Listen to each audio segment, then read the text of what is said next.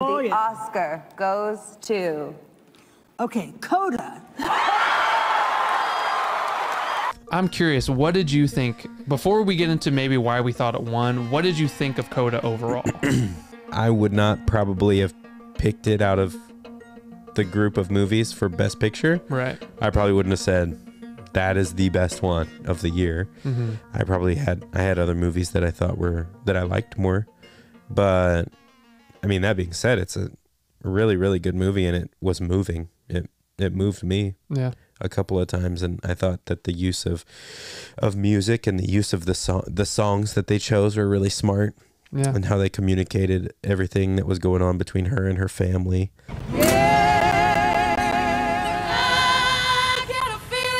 But I did kind of get what you were saying though, because you had said a couple days ago you heard that Coda has some like real Disney Channel movie vibes. Mm-hmm. And I got that a little bit, but the story was just really well told. So yeah. I feel like I get it because it's a family and they're all kind of like in strife, and one wants to kind of spread her wings and fly. Yeah. And the rest of the family doesn't understand why, and wants her to stick around. Yeah, she wants to break away, Kelly exactly. Yeah. So that is kind of a Disney Channel kind of storyline, but it was told a lot better than a Disney Channel movie. What separates it from all those movies with those archetypes and cliches as well is that the core central struggle felt real. Yeah. And you're right. And what's smart is a Disney Channel movie would have done, I want to be a big music star, but my parents won't let me go to college.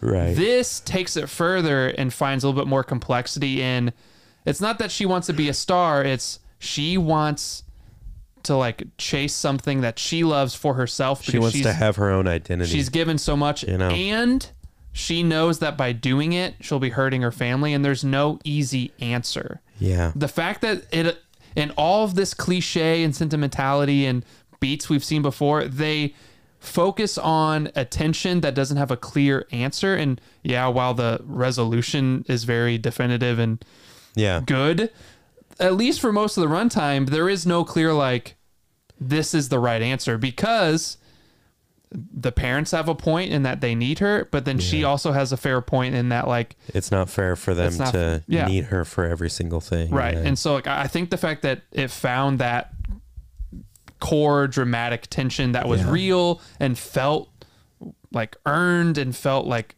relatable and not just glossed over, because again, like I said, a Disney Channel movie would just make it all about, I want to be a star. Yeah. And it was just kind of superficial. And it would end with her like in front of 1,000 people singing and everyone loving it. And here's all the that thing, stuff. man, Friday night when you're 10 years old and Disney Channel, those kind of movies work. But well, and I think kind of adding to your point and reinforcing it, where it's like there was no simple answer. Mm-hmm. So the question was, no matter what, they couldn't hear her sing.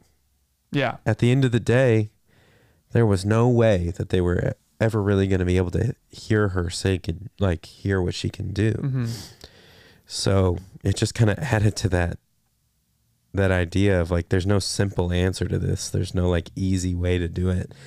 And they kind of, to see what was special about like her talent, they had to look into their community kind of, you know what I mean? And see like the reactions that people were getting and kind of look deeper into themselves to find that. Yeah, I really liked that. And I really don't mean for this to be a pun, but it's what happens in the movie is that they resolve this family tension by listening to each other. Right.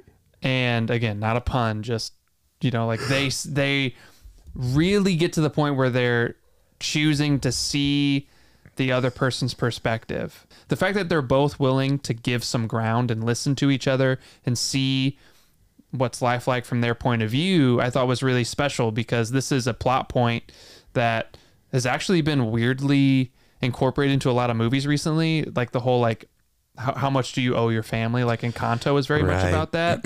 And I think, at this point where like people our age are having kids, being grown up with a different worldview from our parents. Like our parents were raised differently than how we're being raised and how we're raising our kids.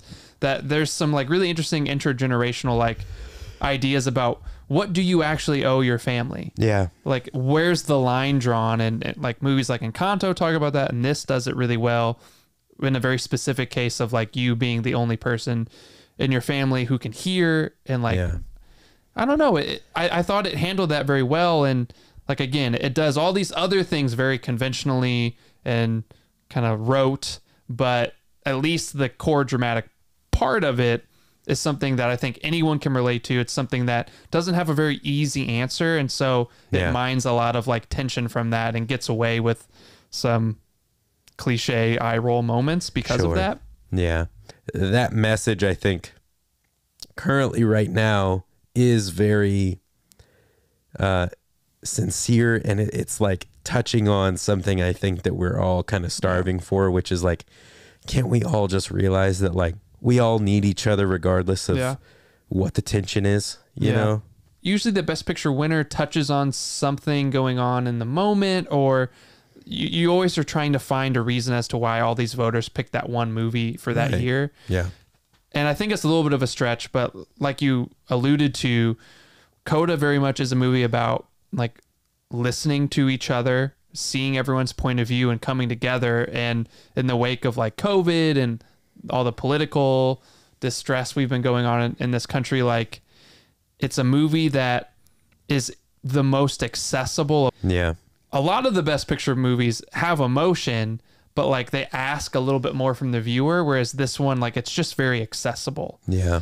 And it's a movie about like just like seeing life from someone else's perspective, and that's something I think is really big in the world right now. Like everyone is asking for that. And so I think ever so subtly, Coda captures that idea of just like seeing through someone else's eyes, really hearing them out, and, you know, coming together and sacrificing again, like the parents sacrificing, you know, the convenience of having her around, and her sacrificing, at least initially, her dreams to help an immediate need for her family. Like that's a huge thing going on in the world right now. Like people need to sacrifice for each other. Yeah. There are plenty of pretty voices with nothing to say. Do you have something to say? I thought some of the subtle, like visual kind of arrows that were pointing in that direction were cool. Like the main character, the girl, I can't remember her name. I just finished watching the movie. Her character and her boyfriend, like the protagonist. Yeah. At the end, like jumping off that cliff, like together, like they did everything together.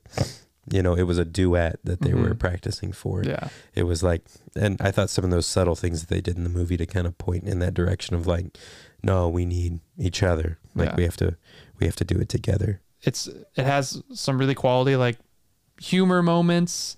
Humor moments. One of my robots. Some quality humor moments. It had some quality human humor. No, it had some great like use of humor. Of course, there's some eye roll moments. Yeah. But like I think when it counts, it really did have like genuine emotional moments, like when the dad like feels her throat. Yeah. That sounds like really violent, but you know, like when he feels her vocal cords and the, you know, the vibrations that she sings. Yeah. He wants her to sing the song for him again so that he can read her lips and understand what the song is about. Yeah. But also like feel the vibration of her singing it, which that scene had me like wrecked. I was like, dang, you know. Yeah. It's just really hard. Any movie that wins Best Picture, it's hard to live up to that title of like best movie of the year. Best Picture, yeah. But it was solid. It was good. I view it this way, and this always helps me. Okay. Especially on movies that like maybe you didn't expect to win Best Picture or something. Yeah. It's like I appreciate it getting put on a platform because maybe a lot of people wouldn't have watched it unless it won Best Picture. That's true. And it's like people are going to watch Dune. Like they're going to watch some of these other bigger movies, Macbeth, you know, some of those other like movies with big actors in them. like Power of the Dog, Zack and- Snyder's Justice League. yeah. So like people are gonna get around to watching those movies, but like Coda, who doesn't have like a big actor drawing people to the project, or a big director, a big What are you talking about? writer. The kid from Sing Street. Okay, yeah. Come on, man. Which We is just also went an over indie this. film. Yeah. But no, I think that sometimes the job of the Oscars is to put a movie up that is a good movie and say like, you should take a look at this one. You should go watch it. Yeah. You should go watch it. Sign into your Apple ID. Yeah. Check it out. But no, I thought that it was cool, and I used to feel like slighted whenever I was like, my favorite movie didn't win. Yeah. What are they don't know anything, you know? Yeah. But now it's like, hey, it's all good, baby. Yeah. That has been our review of Coda and why we think it won Best Picture. If you haven't seen it yet, go see it. It's definitely worth your time. Yeah, check it out for sure. It was a good movie. And if for whatever reason you skipped to the first 60 seconds of this podcast episode, or if you're watching the highlighted segments on YouTube, remember we have our Patreon page now back up and running after a 6-month hiatus. Yeah. So if you go to patreon.com/whyitsgreat, you can join one of 3 tiers, $1, $5, $25, and support the YouTube page and also the podcast Professional Appreciators. You can get your name in the credits on the video. You can get exclusive movie commentaries. Exclusive access, baby. And the cream of the crop for $25. A You measly can 25. be a measly 25. That's like 2 Starbucks drinks. Yeah. Yeah. One maybe, depending on Maybe what you one. get. It depends how many extra pumps of espresso you put in there. Isn't there one with like cereal on top or something? I don't Yeah, know. something like that.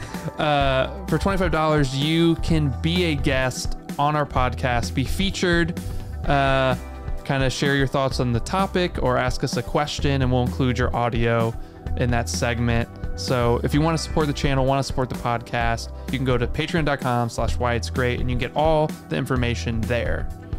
And with that being said, man, I can't believe Will Smith slapped him. man, Man, that was crazy.